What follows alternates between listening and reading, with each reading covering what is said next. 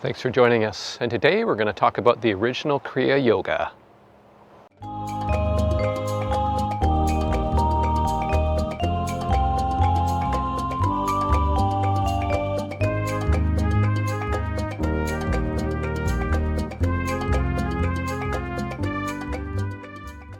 So in Kriya Yoga there are many different lineages, many different schools, and these schools have a variety of connection to the original Kriya as taught by Lahiri Baba. Lahiri Baba was the originator of Kriya, and then he passed on his Kriya practices, his 7 chapters or 7 initiations, to his preeminent disciple Panchanan Bhattacharya and to some of his other students.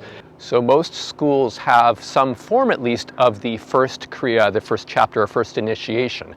And so central to this first Kriya is the technique of the Kriya Pranayama, the bread and butter of Kriya, if you will. And you know, if you are doing any Kriya practice, that Kriya Pranayama is absolutely essential to being able to have an internal experience through Kriya Yoga. So many lineages will have that particular practice in some kind of form. As well, central to the first Kriya is the idea about kumbhaka, breath retention, and certainly we see this reflected in many Kriya Yoga schools. And certainly the first 4 Kriyas as taught in the Panchanan Bhattacharya lineage, the original Kriya, will include those aspects as well, things like the Omkar Kriyas.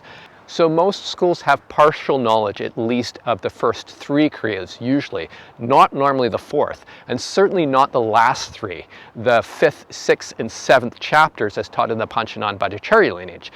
One doesn't need to have the full gamut of Kriya practices up to the 7th chapter to be able to be successful in Kriya. And we know that Lahiri Baba basically said the first Kriya alone will take you into an inner experience where you can start to explore your inner vistas, your spiritual vistas, and have that connection, that spiritual connection. And so the idea that you need to have more and more Kriya Yoga techniques in order to be successful in meditation is not correct. But the important thing about Kriya Yoga is that you have the practices of Kriya Yoga that actually take you into an internal meditative experience. And so Lahiri Baba said that 12 Kriya, basically 12 repetitions of Kriya Pranayama, equals Pratyahara. Pratyahara means internalization, and it's in the Patanjali Yoga Sutras, right? It is one of those steps, if you will, into getting into an internalized meditative state. So Patanjali's Yoga Sutras are considered sort of the ideal trajectory of an inner meditative experience. It begins with yama niyama, or the moral do's and don'ts, then asana, which is a stable posture for meditation, then going into your particular technique, which is pranayama. Kriya Pranayama is that intentional form of breathing that allows you to get into a low idle state, which induces this pratyahara, which is internalization. From pratyahara, you get drawn into a deeper state called dharana, which is the concentration on an internalized void. Basically, the body disappears from your awareness and you are super concentrated on your meditative experience because there are no distractions, which then leads to an experience of dhyan, which is absorption in your meditative experiences, which can then lead you into samadhi, which is the superconscious awareness, if you will. And so the first chapter of Kriya allows you to go that far. The subsequent chapters will allow you to put sort of the icing on the cake of your practices. But as I said, many Kriya Yoga schools have bits and pieces of Kriya. And in its original form, I am not aware of any other Kriya Yoga school except for the Panchanan Bhattacharya lineage that have all of the bits of all the different Kriya Yoga chapters as originally taught by Lahiri Baba. It doesn't mean that they don't exist out there, it just means that I'm not aware of them. But what I am aware of is that many Kriya Yoga schools where they have partial bits of those practices. We know, for example, with Yogananda's lineage, the Self-Realization Fellowship Yogoda Satsang Society of India, that basically the Kriya Yoga, the first chapter, or what they call the first initiation in that school, had some bits that have been pulled out of it, right? Om Japa has been completely removed from Kriya Pranayama. As early, I believe, as 1930, when Yogananda had his Art of Super-Realization, which basically became the archetype for the Kriya Yoga lessons. So he stripped out the Om Japa technique, as well Khechari Mudra was also stripped out of Kriya Pranayama by that school. And certainly schools that have learned from Yogananda have also been using those techniques. It's basically a degraded form of the first chapter of Kriya, the first initiation of Kriya. And Kriya Pranayama is a multi-layered practice that has lots of things happening, but that's why it's so potent, right? Now, the thing about Kriya Yoga is that it's really about activating your parasympathetic nervous system, at least with the initial Kriyas, to bring you into a low idle state. And it does this through this form of intentional breathing called Kriya Pranayama, which basically slows your breath below a certain threshold, which we know is 7 breaths per minute, which brings us into something called heart rate variability, which basically means that your heart rate and your breath come into resonance with each other, and then you are drawn into a low idle state. Kriya Pranayama itself actually stimulates the medulla oblongata in the brainstem to slow down the heart rate. And then you slow down your breath rate, you slow down your heart rate, and you start to get the signs of the freeze response, right? These tingling sensations throughout the body that basically start to obscure the body, the awareness of the body from your consciousness. And then you become very still inside. What this Kriya Yoga also allows you to do is to transition into the tranquil breath, which has sometimes been called breathlessness, where the breath basically shallows out and then disappears. And a result of that is that you get into this very deep internalized state, which is called dharana in yoga, internalized concentration. And the body disappears from your awareness, and you start to have these inner spiritual experiences. You may see the spiritual eye, you may have other experiences of your Ishta, right, of your spiritual ideal. Could be Vishnu, it could be Krishna, whatever you feel connected with. You may have an inner religious or spiritual experience of that, right? So it all unfolds within that. But the point that I'm trying to make here is that the original Kriya allows one to get into at least the beginning signs of pratyahara, of internalization, in 12 Kriya, which is about 5 minutes or less.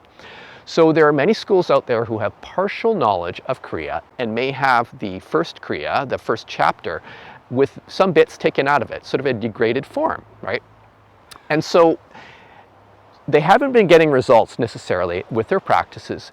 But instead of trying to focus on determining why they're not being able to get into an inner meditative experience very quickly, as advocated by Lahiri Baba, they do other things instead, with these fantastic stories about yogic accomplishments.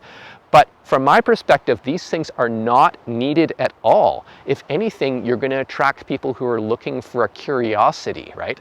Kriya Yoga is so effective because it allows you to have a true inner spiritual experience, a true meditative experience. You don't need to believe in anything. You don't need to have any religion. All you need to be is open to the internal process in which Kriya Yoga unfolds. Now, the original Kriya does that. Other versions of Kriya, where they've been tinkered with, don't do that. And certainly versions where people have bits and pieces of some of the Kriya Yoga, for instance, in the 2nd and 3rd chapter, people pulled out bits of that and put them together in some kind of curious forms. They don't allow you to get into those deep meditative experiences, to experience your true original self. That's why Lahiri Baba called Kriya Yoga Sahaja Yoga, original yoga. It allows you to have an experience of your original true nature, right? You don't have to believe in something. You don't need to be looking for spiritual artifacts that you think you should be experiencing, like the spiritual eye, right? Some people see it, others don't. Some people say, oh, I just see a bright light. Well, guess what? That's a spiritual eye. It doesn't have to have a star with a certain, configuration of geometric, perfection on all that. If you're seeing something internal and you are able to come into resonance with that and to connect with it and become absorbed in it, guess what? You're going into dhyan, right? And as well, people have brought in other things to Kriya Yoga that don't really sit with Kriya Yoga. Some people brought in Shaktipat empowerment, right? As a way to say that I'm empowering my students by activating their Kundalini and getting it to flow to the upper centers. Guess what? That stuff isn't needed because Kriya Yoga does that, and it does it safely. It activates the Kundalini. It allows the energy flows to move up to the upper centers, but along the way it allows an integration process, which means that your development is safe and harmonious. What you do not want as a student is somebody activating or getting you to activate your Kundalini, the fire at the base of the spine, too quickly, and without any integration happening. And as a result, you get all these blockages in the energy flow through your nadis, right? Through these energy channels inside. You don't want that because it's not sustainable, harmonious development. Really, Kriya Yoga was designed for householders, right? It's a householder yogic path, and it's very expedient. It allows you to sit down to basically get into the beginnings, at least, of a meditative state in 5 minutes or less, and then to go much deeper in your meditative experience. It's designed for people who are busy, who have families, who are maybe working, whatever they're doing. They are active people who are doing things in the world. They're not monastics who have a lot of time on their hands, right? So schools that only have partial aspects of the original Kriya, and they're not very effective, they tend to build organizations. They want to have many followers. They're putting on workshops, all of these kind of things. Now, this is not a bad thing. Organization is not a bad thing, but if the essence of Kriya Yoga is missing, which is the original practices that allow you to get into a meditative experience in 5 minutes or less, if those are missing, no amount of building an organization is going to improve that, right? So the original Kriya is meant for empowerment, for one's spiritual empowerment, as a personal device or practice to have that deep individual spiritual connection. That's what it's designed for. It isn't designed to have a bunch of intermediaries in place of that. And Lahiri Baba during his lifetime basically said, don't create any organizations about this Kriya, because he knew the pitfalls of organizations, right? They tend to create spiritual hierarchies, right? It's creating, basically a pyramid with the founder at the top and people in various levels of the hierarchy, so that they're in a pecking order, so that they can say, oh, I'm more advanced than this person, or this person is lower than me.